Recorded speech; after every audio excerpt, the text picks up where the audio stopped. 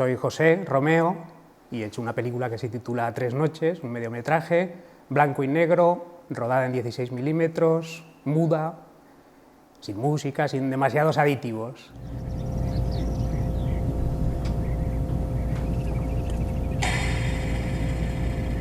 Una historia con cierto riesgo en un formato así poco convencional y poco contemporáneo, pues, convenía la historia, ¿no?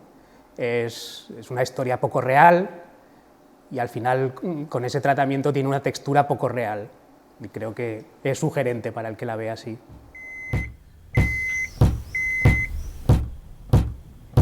Vi una noticia, un periódico, habían matado a un taxista, dos tíos, una noche, en un sitio por el que yo pasaba todos los días exactamente a la misma hora, ¿no? Entonces, pues es inevitable la pregunta, ¿no? ¿Y qué habrías hecho tú en esas circunstancias? Se presenta una oportunidad extraordinaria en un momento dado y es una ventana, ¿no? Yo tengo muy claro lo que habría hecho, que es no pasar por ahí para nada, ¿no?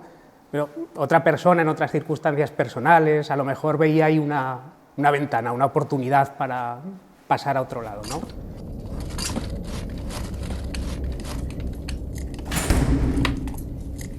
Los dos personajes tienen casi más de fantasmas que de personas en realidad, ¿no?